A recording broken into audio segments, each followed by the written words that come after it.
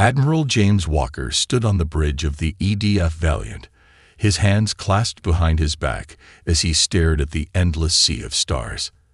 The ship hummed beneath his feet, a comforting sound he had known for 20 years. Earth's flagship was old by galactic standards, a relic, as their alien allies often said. But Walker knew better. "Status report," he said, his voice calm but firm. Lieutenant Anna Miller looked up from her console. "All systems normal. Admiral, the fleet is in formation and ready for jump. Alliance coordinates received." Walker nodded. Earth had joined the Galactic Alliance just 20 years ago, a blink of an eye compared to species who had traveled the stars for thousands of years. Humans were the newcomers, the primitives. It didn't help that Earth had insisted on keeping their own ship designs, rather than adopting Alliance standards. "Put me through to the fleet," Walker said. Miller tapped a few buttons, and a small light turned green. "Channel opened. Sir, this is Admiral Walker. In 10 minutes, we jump to the Vega system to assist the Alliance with what they're calling a minor border dispute with the Krull Dominion. Remember your training. Remember Earth. And remember, we show only what we need to show." Walker out. The last part was important. Earth Command had been clear. This mission was as much a test of Earth as it was about helping the Alliance. Show competence, but not everything. Not unless necessary. The Valiant's jump drive engaged with a deep hum that vibrated through the hull. The stars blurred, stretched, and then snapped back into place. The Vega system spread out before them, a bright yellow star surrounded by 8 planets and 2 asteroid belts. And ships, hundreds of them. The Alliance fleet was already assembled, sleek, glowing vessels that seemed to float effortlessly in space. No visible engines, no visible weapons, just smooth curves and pulsing lights. Next to them, Earth's 12 warships looked like ancient sailing vessels beside modern yachts. "Alliance command ship is hailing us," Miller said. On screen. The view screen flickered, and a blue-skinned alien appeared. Commander Xalis of the Trescent Fleet was tall and thin, with 4 arms and large pupilless eyes that seemed to look through Walker rather than at him. "Admiral Walker," Xalis said, his translator giving his voice an artificial smoothness. "Your fleet is late. The strategy meeting begins in 10 minutes. Try to keep up." The screen went dark before Walker could respond. Captain Tom Reed's face replaced Xalis on the screen. Reed commanded the EDF Intrepid, second only to the Valiant in size and firepower. "Friendly bunch, aren't they?" Reed said with a half-smile. "As expected," Walker replied. "Maintain formation and follow us in. And remember, show only what we need to show." Reed finished. "Got it, sir." The Earth fleet moved toward a massive space station at the edge of the system's inner planets. Its design was typical Alliance architecture, all curves and light, with no sharp edges or visible seams. The docking procedure was automated, with tractor beams gently guiding Earth's ships into their assigned bays. Walker, Reed, and Commander Maria Jackson from the EDF Defender made their way to the strategy room. The station's corridors were filled with representatives from a dozen different species, most of whom gave the humans curious or dismissive glances. The strategy room was a large circular chamber with a holographic display in the center. Alliance commanders already stood around it, talking among themselves. The hologram showed the Vega system and the expected approach vector of the Krull forces. Commander Xalis nodded curtly as the humans entered. Beside him stood Commander Zoril of the Vala fleet, a reptilian species known for their tactical brilliance. "Now that everyone is here," Xalis began, emphasizing everyone while looking at Walker, "we can discuss our strategy. The Krull have been making small incursions along this border for months. Intelligence suggests they will send a small fleet, perhaps 20 ships, to test our resolve." Zoril's forked tongue flicked out briefly. "We will position our main fleet here." He pointed to a spot near the system's 4th planet. and crush them with superior firepower. Walker studied the hologram. Something felt wrong. "What about the asteroid belt?" he asked. "It would make a perfect hiding spot for additional forces." The room went quiet, and then several alien commanders laughed. It was an unsettling sound, coming from so many different species. "This is why we put newcomers in the rear," Xalis said with obvious amusement. "The Krawl do not hide, Admiral. They are direct in their attacks, relying on their adaptive shielding. They have no need for your primitive tactics." Walker kept his face neutral. "Of course. Just asking." "Your Earth fleet will position here." Zoril pointed to a spot far from the expected battle zone. "Your vessels would not survive direct contact with Krawl weapons. Your role is to observe and learn how real space combat works." Reed shifted beside Walker, clearly annoyed, but a slight shake of Walker's head kept him quiet. "We have one question," Walker said carefully. "What makes you certain this will be a small incursion?" Xalis made a dismissive gesture with his lower right arm. "The Krawl are predictable. They test, they analyze, they withdraw. Only then do they commit significant forces." Commander Jackson spoke up. "And if they don't follow the pattern this time?" Another round of laughter, louder now. "Then we still crush them," Zoril said. "Our energy shields and particle weapons are generations beyond their technology, and millennia beyond yours." He looked pointedly at the projectile weapon holstered at Jackson's side. "You still used physical ammunition. It's charming." Walker felt a familiar calm settle over him, the same calm that had served him through dozens of battles in Earth's orbital conflicts before first contact. "We appreciate the instruction," he said with a slight bow. "Earth's fleet will follow your lead." As they left the strategy room, Reed moved close to Walker. "They have no idea what we can do," he whispered. "Let's hope it stays that way," Walker replied. The Earth fleet moved to its assigned position, appearing to comply fully with Alliance commands. From the Valiant's bridge, Walker watched as the glittering Alliance ships formed up in their battle formation. Beautiful, but predictable. Lieutenant Miller monitored the long-range scanners. "Sir," she said suddenly, "I'm picking up multiple jump signatures at the edge of the system." Walker moved to her station. "How many?" Miller's face paled slightly. "Not 20 ships, sir. I count at least 60. No, 70. Still increasing. Alert the Alliance command, and bring our fleet to full battle readiness." Quietly. On the main view screen, space seemed to ripple and tear as ship after ship appeared. Dark, angular vessels that absorbed light rather than reflecting it. The Krawl had arrived, and they had not followed the pattern. "Sir," Miller looked up at Walker, "the Alliance is hailing all ships." Commander Xalis sounds concerned. Walker allowed himself a small smile. "I bet he does. Put him through. This is not a raid." Xalis's voice had lost its mocking tone. "We are tracking over 100 Krawl warships. All vessels prepare for major engagement." "Acknowledged," Walker said. Then, after the channel closed, "And now we'll see who's charming."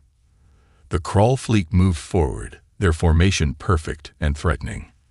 This was no border skirmish. This was an invasion. And Earth's Relic warships were about to show the galaxy what they could really do. Chaos erupted across Alliance channels as over 100 Krawl warships advanced through the Vega system. The sleek Alliance vessels rushed to form a defensive line, their engines leaving trails of blue light against the darkness of space. "All ships reporting ready, Admiral," Lieutenant Miller said from her station on the Valiant's bridge. "Weapons hot but not targeted. Shields at maximum." Admiral Walker nodded, watching the main view screen with narrowed eyes. The Krawl ships were exactly as Earth's intelligence had described. Angular black vessels with sharp edges and pulsing red lines along their hulls. They looked like predators, designed to inspire fear. "Hold position," Walker ordered. "Let's see how our advanced friends handle this." The Alliance fleet moved with impressive coordination, their formation spreading out to create a wall of energy shields. Commander Xalas's voice came through on the command channel, no longer mocking but clipped and professional. All vessels, engage on my mark. Target the lead crawl cruisers with concentrated particle beams. Walker exchanged glances with his bridge crew. Earth's tactical simulations had predicted this exact response, a show of overwhelming firepower meant to force a retreat. The Tresson and Volov ships fired in unison. Brilliant beams of energy lashed out across space, striking the front line of crawl vessels. For a moment, it looked devastating. Then the crawl ships shimmered, their hulls absorbing and dispersing the energy attacks. "They're adapting," Miller said, eyes fixed on her scanner. "The crawl shields are reconfiguring to match Alliance weapon frequencies." Walker nodded. As expected. What happened next stunned everyone. The crawl returned fire, but not with energy weapons. Small, missile-like objects launched from their ships, thousands of them, spreading out in swarms. "What are those?" Captain Reed asked over the command channel. The answer came seconds later. The swarms slammed into the Alliance shields, but instead of exploding, they attached themselves to the energy barriers. Each point of contact flared bright, and then dimmed, as the devices drained power from the shields. "Shield leeches," Walker muttered. "Clever." 3 Tresson ships suddenly lost their shields completely. The crawl fired again, this time with conventional energy weapons.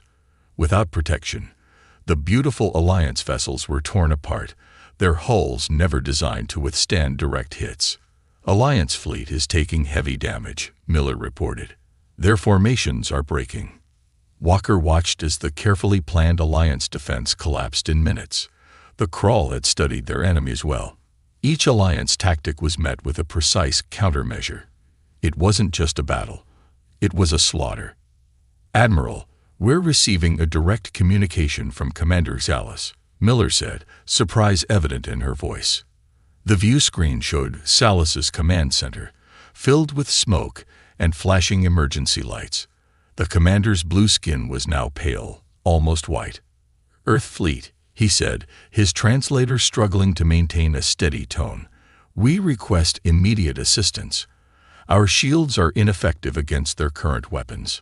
Walker kept his face neutral, though a part of him wanted to remind Xalas of his earlier mockery. "We're observing as instructed, Commander. What sort of assistance did you have in mind?" A nearby explosion rocked Xalas's ship, and the image shuddered. "Anything. Do what you can. We're being decimated." Walker turned to Miller after the transmission ended. "Tactical analysis." Miller's fingers flew over her console. The crawl are focused entirely on countering energy-based weapons and shields. Their vessels show minimal point defense systems for physical projectiles. They've never faced our type of weapons before. "They've adapted to fight ghosts," Walker said quietly, then raised his voice. "Battle stations. All ships, prepare for offensive maneuvers." He opened the fleet-wide channel. "Earth Fleet, this is Admiral Walker. Form up on the Valiant. Weapons free, but hold fire until my command." The 12 Earth ships moved with practiced precision, forming a tight, arrow-shaped formation with the Valiant at the point. To anyone watching, it might have looked like the humans were making a desperate, suicidal charge. Commander Jackson's voice came through from the Defender. "Sir, the Alliance ships are still in our line of fire." "They won't be for long," Walker replied grimly. "The crawl are pushing them back. We'll have clear shots in 30 seconds." The Earth ships accelerated together, their engines burning hot. Alliance vessels scrambled to get out of their way, probably assuming the humans were attempting to retreat from the battle. Walker waited, counting down in his head as they closed the distance to the crawl front line. The enemy ships didn't adjust their formation. They barely seemed to notice the approaching Earth vessels. "Targeting solutions locked," Miller announced. "All ships report ready." Walker took a deep breath. "All ships, fire." What happened next would be discussed in Alliance war colleges for generations. The Earth ships fired in perfect unison. Not beams of energy, but solid projectiles. Tungsten rods accelerated to near-relativistic speeds by massive electromagnetic rails that ran the length of each vessel. The weapons were simple in concept, ancient by galactic standards, and utterly devastating. The first volley tore through a Krull battlecruiser like it was made of paper. No energy shields, no matter how advanced, could stop physical objects moving at such speeds. The Krull vessel broke apart, atmosphere and bodies venting into space. For 3 seconds, there was silence on all channels. Then the Earth fleet fired again. And again. 6 Krull ships were destroyed in under a minute, their advanced defenses useless against weapons they had never encountered. The rest of their fleet began to turn, confusion evident in their suddenly erratic movements. "They're trying to adapt," Miller said, wonder in her voice. "But they can't. They have nothing in their systems to counter kinetic weapons of this scale." On the Alliance channels, stunned silence gave way to confused chatter. Commander Xalas's voice cut through it all. What are they firing?" Captain Reed's laugh could be heard across the command channel. "Just good old-fashioned metal, Commander. Moving really, really fast." The Krull fleet attempted to regroup, bringing their weapons to bear on the Earth ships. Energy beams lashed out, striking the Valiant and the other Earth vessels. But where Alliance ships had shattered under such attacks, Earth's warships held firm. Armor holding at 87%, Miller reported as the ship shuddered. Minimal penetration on decks 4 through 6. Repair teams responding. Walker nodded. "Return fire. Target their command vessels." Another volley launched from the Earth fleet, this time spread across multiple targets. The Krull began evasive maneuvers, but they were too slow, too unprepared for this type of combat. "Sir, we're being hailed by multiple Alliance ships," Miller said, unable to keep the smile from her face. "They're asking if we require assistance." Walker allowed himself a small grin. "Tell them we're managing for now, but we'd welcome their support when they're ready." He looked back at the view screen, where the Krull fleet was now clearly in disarray. Their formation had broken, their coordinated attack fallen apart in the face of Earth's primitive but devastating weapons. "Send to all Earth ships," Walker said.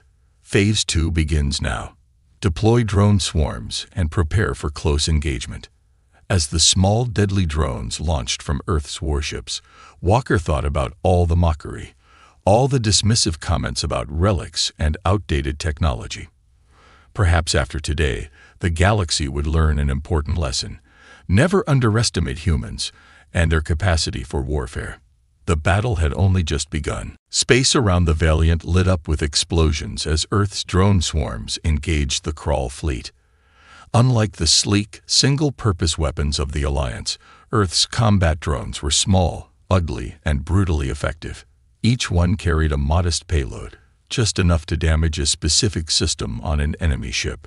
Drones performing at 92% efficiency, Lieutenant Miller reported. Krull point defenses are overwhelmed. Admiral Walker nodded, watching the tactical display. The Krull ships were trying to target the drones, but there were simply too many. It was like trying to stop a flood with your hands. "Sir," Miller continued, "Alliance vessels are regrouping.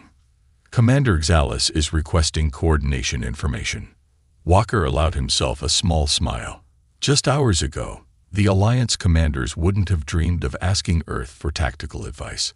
How quickly things change when survival was at stake. "Send them our drone control frequencies. Tell them to stay behind our ships and target any Krull vessel that breaks formation." The battle had shifted from an orderly engagement to a chaotic melee. The Krull, their initial advantage lost, were struggling to adapt to Earth's unconventional warfare tactics. Their ships were designed to fight energy weapons with energy shields, not solid projectiles and swarms of explosive drones.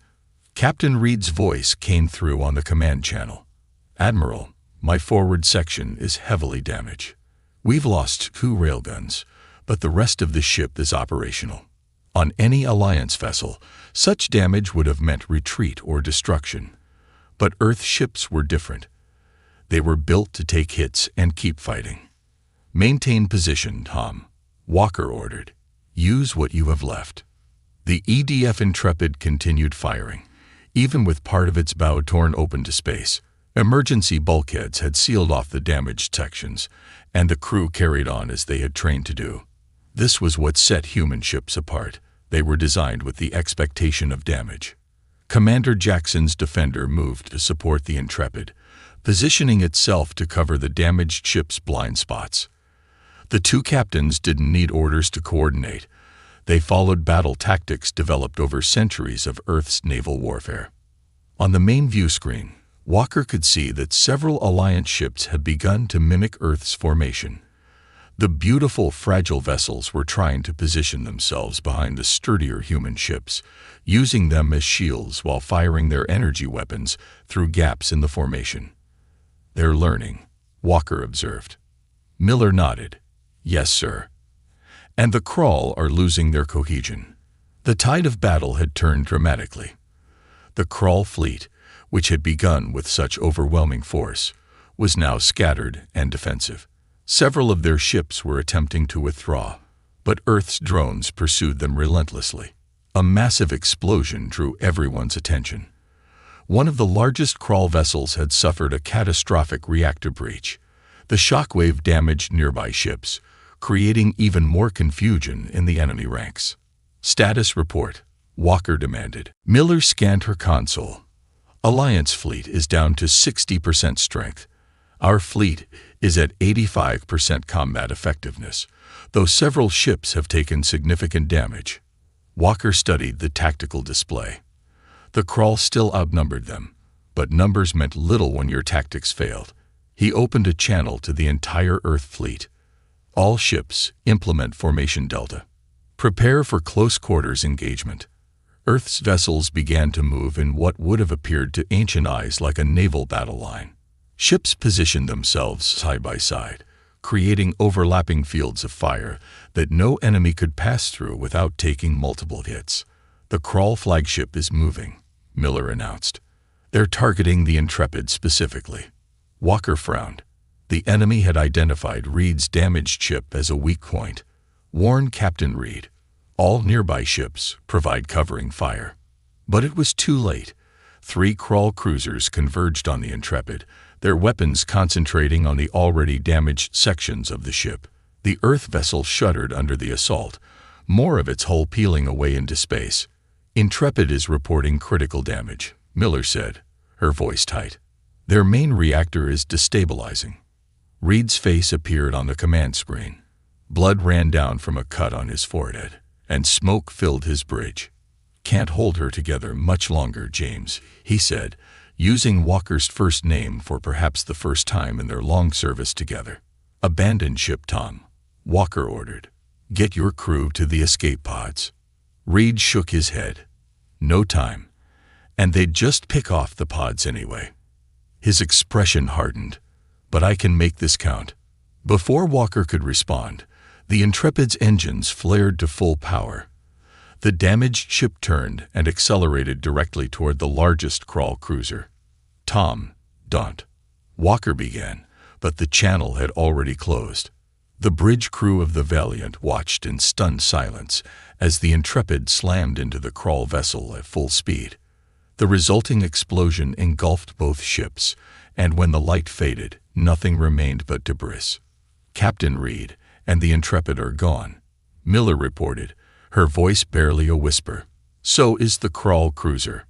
Walker stood rigid, his face a mask of control despite the loss of his friend. Note in the log: Captain Thomas Reed gave his life to save this fleet. His sacrifice will not be forgotten. He allowed himself one deep breath, then continued. "Now we finish this." All ships pressed the attack. No mercy. The Earth fleet surged forward with renewed determination. The Alliance vessels, witnessing Reed's sacrifice, followed close behind. For the first time, they fought as a single coordinated force. The Crawl flagship, a massive black vessel at the rear of their formation, began transmitting on all frequencies. The message displayed on the Valiant's screen in translated text. "Earth vessels. Identify your technology. What weapons are you using?" Walker's reply was brief. "Nothing new. Just iron, grit, and a few thousand years of practice. He closed the channel and turned to Miller. Target their flagship. All weapons. The Valiant's railguns charge, humming with power. The sound reminded Walker of ancient warships, of cannon fire and battleship guns, the old ways of war that humanity had never fully abandoned. As the Earth fleet closed in on the Krull flagship, Alliance vessels moved in perfect coordination with them for the first time. Commander Xalis' ship pulled alongside the Valiant, its energy weapons complementing Earth's kinetic arsenal. Perhaps Xalis' voice came through, more subdued than Walker had ever heard it. There is something to learn from your traditional methods, after all. Walker didn't respond. There would be time for talk later. Now was the time for action, for showing the galaxy that humanity's relics had teeth, and they knew how to use them. The combined fleet fired as one, and the Krull flagship disappeared in a blinding flash of light and heat. The battle wasn't over, but its outcome was no longer in doubt. Humanity had earned its place among the stars not despite its warlike past, but because of it. The destruction of the Krull flagship sent shockwaves through what remained of their fleet. For the first time since the battle began, the enemy ships broke formation completely, some turning to flee while others fought with desperate fury. Admiral Walker watched from the Valiant's bridge as the combined Earth Alliance fleet pressed their advantage. His uniform was stained with sweat, and his eyes burned from the smoke that lingered in the air despite the environmental systems working overtime. "Damage report," he ordered, his voice rough from shouting commands over the past 3 hours. Lieutenant Miller looked up from her console. Decks 3 through 7 reporting hull breaches, all contained by emergency bulkheads. Railguns 2 and 5 are offline. Drone reserves at 43%. Casualty reports coming in from all ships. Her voice faltered slightly.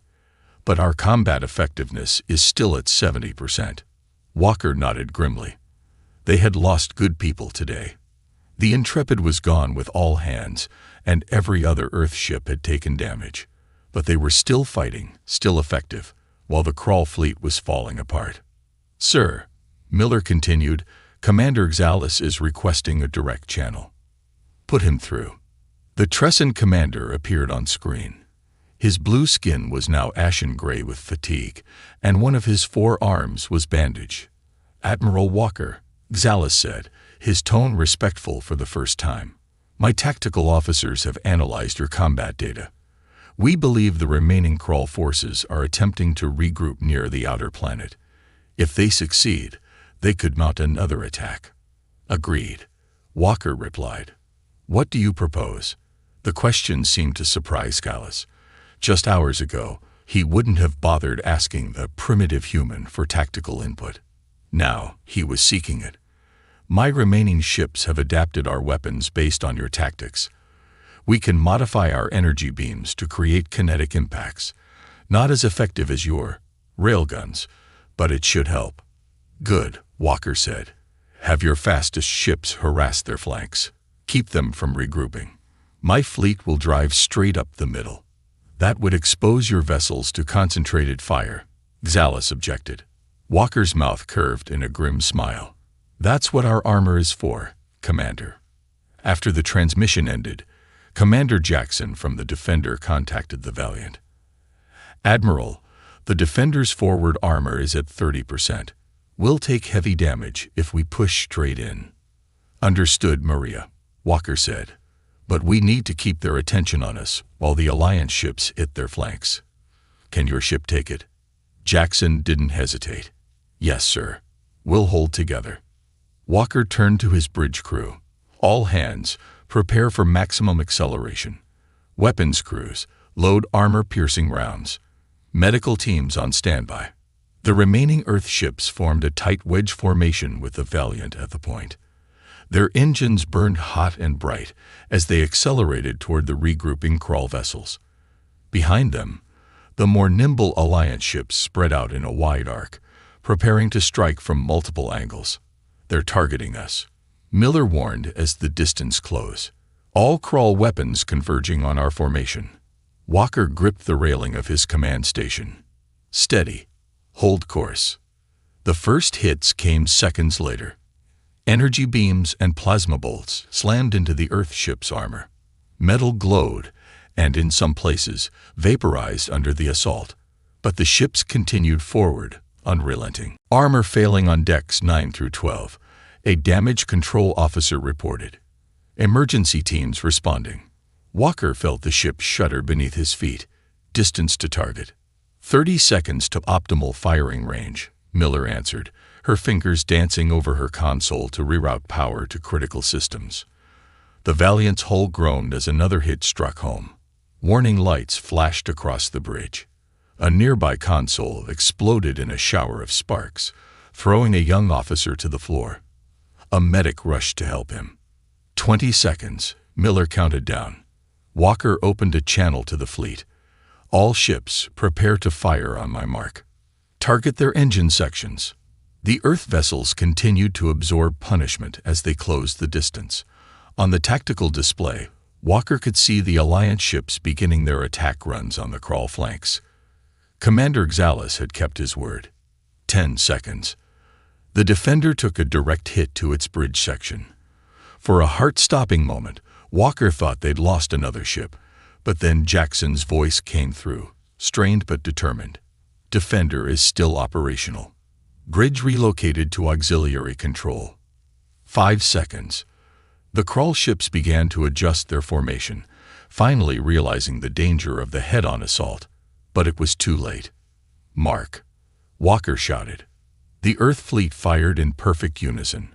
Railguns launched their deadly projectiles at a significant fraction of light speed.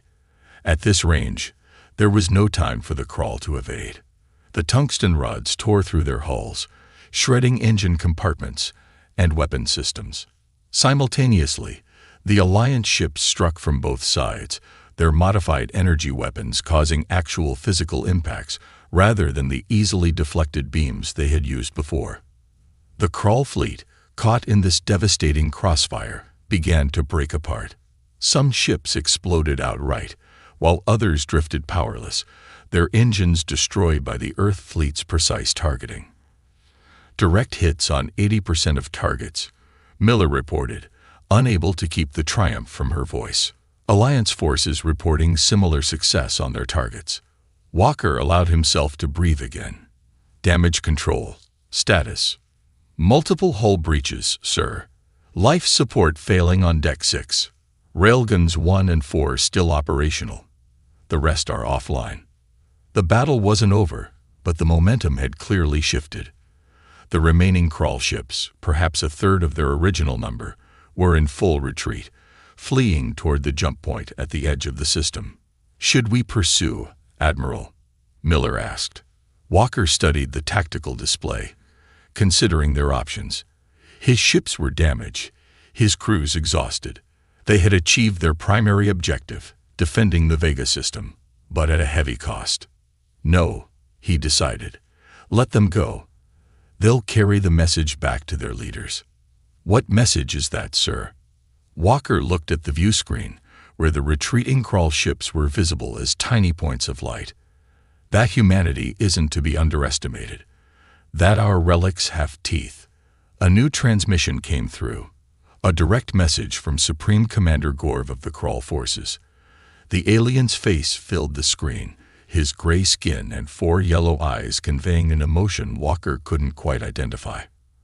Earth Commander, Gorv said through the translator, you have defeated us today with weapons our intelligence called obsolete.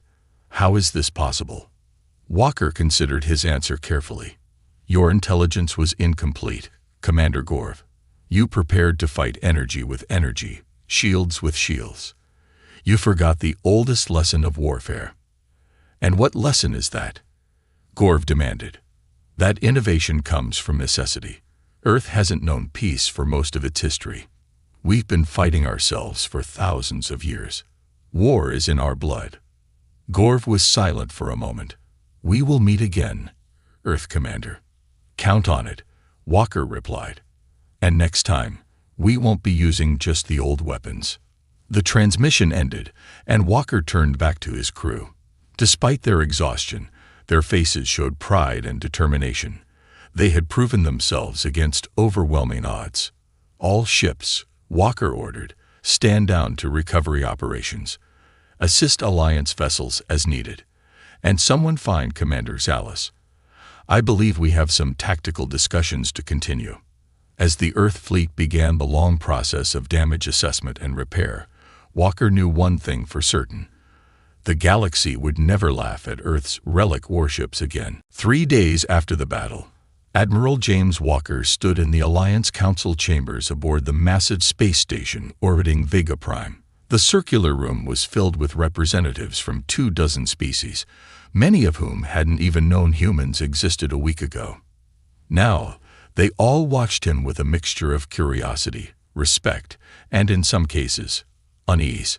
Walker's dress uniform was crisp and perfect, hiding the bandages beneath. Like many of his crew, he had refused to stay in medical bay once his wounds were stable. There was too much work to be done. The Alliance High Chancellor, a tall, willowy being named Troll whose species communicated through color patterns rippling across their skin, stood at the center of the chamber. The patterns currently displayed showed formal respect, very different from the dismissive flickers Walker had seen during his first council meeting. Admiral Walker, the Chancellor's translator, conveyed, "The Alliance Council has convened to formally recognize Earth's contribution to the defense of the Vega system. Without your fleet's intervention, this vital system would have fallen to the Krull Dominion." Walker nodded slightly, acknowledging the statement without speaking. Earth's diplomatic corps had coached him on Alliance customs, when to speak and when to listen. "Commander Zalis has requested to address the Council regarding the battle," the Chancellor continued, gesturing to where the Trescent commander stood. Zalis stepped forward, his movements stiff from his injuries. One of his 4 arms remained in a complex support device. He looked directly at Walker, and then turned to address the full council. "3 days ago, I considered Earth vessels primitive relics," Zalis began, his translator not hiding the humility in his voice. "I placed them at the rear of our formation, believing they would contribute nothing of value to our defense." He paused. "I was wrong." Murmurs spread through the chamber. Alliance commanders rarely admitted error so openly. Earth's fleet not only engaged the Krull effectively, but their tactics and technology proved decisive in the battle. When our advanced energy weapons failed against adaptive shielding, Earth's primitive kinetic weapons cut through the enemy like they were made of mist. Zalis turned back to Walker. "You fought like barbarians," he said, but there was no insult in his tone now, only respect. "Perhaps there is something to be said for the old ways." Walker stepped forward. "Now is the time to speak." "The Earth Defense Fleet did what we were designed to do," he said simply. "We protected our allies. We defended our shared territory, and we sent a message to those who would threaten us." He looked around the chamber, meeting the eyes of various counselors. "Humanity may be new to the stars, but we are not new to warfare. For thousands of years, we fought each other, developing and refining the art of battle. When we found peace on our world, we didn't forget those lessons. We preserved them, hoping we would never need them again." The chamber was silent now, every being focused on Walker's words. "We didn't build our ships to impress anyone. We built them to survive, to fight, to win." Walker's voice grew stronger. "And while we hope for peace with all species, including the Krull, we will always be prepared for war." The Chancellor's skin rippled with thoughtful colors. "The Council has reviewed the battle data. Your casualties were substantial. The ship Intrepid was lost with all hands. Several other vessels severely damaged." Walker stood straighter, the pain of losing Reed and his crew still fresh. Captain Reed made the ultimate sacrifice to save others. Every member of Earth's fleet understood the risks when they enlisted. We honor their memory by continuing their mission. Lieutenant Miller stood at the back of the chamber, along with Commander Jackson and other survivors from the Earth fleet. Their faces showed their grief, but also their pride. "The Alliance has much to learn from Earth," the Chancellor admitted, colors flowing in complex patterns. "Our military doctrine has been complacent. We haven't faced a significant threat in generations. Commander Zoril, the Volith tactical officer who had once mocked Earth's weapons, stepped forward. I request permission to establish a joint training program with Earth forces. Our crews need to understand these alternative combat approaches. Walker nodded. Earth would welcome such cooperation. The Chancellor's translator conveyed their final statement. The defensive treaty with Earth will be upgraded immediately. Your world is no longer a provisional member, but a full alliance partner, with all rights and responsibilities that entails. As the formal meeting concluded, Walker found himself surrounded by alien military officers, all asking questions about Earth's weapons, tactics, and training programs. The mockery was gone, replaced by genuine interest and respect. Commander Xalis approached him last. I must ask, Admiral, did you know? When you positioned your ships at the rear, were you already planning your attack strategy? Walker allowed himself a small smile. We always plan for multiple scenarios, Commander. It's another old habit. Xalis made a gesture that Walker had learned was a sign of deep respect among Tressans. If the Krall return in greater numbers, as I fear they will, the Alliance will need Earth's old habits more than ever. Later, alone in his temporary quarters on the station, Walker read through the casualty reports one more time. The names and faces of those lost weighed heavily on him. He opened a secure channel to Earth Command, where General Laura Hayes awaited his report. The mission was successful, Walker began. The Krall were repelled, but at significant cost.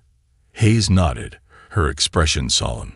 Captain Reed's family has been notified. He will receive the highest honors. And the others? The same, every one of them. Hayes paused.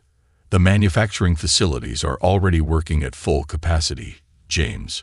New ships, incorporating both our designs and selected Alliance technology. Not to replace what worked, but to enhance it. Walker looked out the viewport at the stars beyond. They won't be laughing anymore. That was never the goal. Hayes reminded him gently. Respect will do just fine. And we've earned that, Walker agreed. For now. As he ended the transmission, Walker noticed a flood of new messages on his terminal. Requests from across the Alliance, worlds asking for Earth Defense Forces, technological exchange proposals, military training programs. The galaxy had taken notice of humanity. In the void beyond the station, repair ships swarmed around the damaged Earth vessels. The Valiant's scared hull bore testament to the battle it had survived, but it would fly again, stronger than before. Lieutenant Miller knocked on his door. Despite her exhaustion, she stood tall. Sir, the crew is assembled in the station's memorial hall. They're waiting for you to speak about Captain Reed and the others. Walker nodded and rose to his feet, straightening his uniform. There would be time for diplomacy and planning later. Now was the time to honor those who had given everything to prove that humanity belonged among the stars. As he walked through the station corridors, Alliance personnel of various species stepped aside, offering gestures of respect. No one was laughing at Earth's relics anymore. Instead, they watched with newfound appreciation, and perhaps a touch of fear, as the representatives of the galaxy's newest, most battle-ready species passed by. Humanity had found its place among the stars, not despite its warlike past, but because of it. The old ways, it seemed, still had much to teach the galaxy.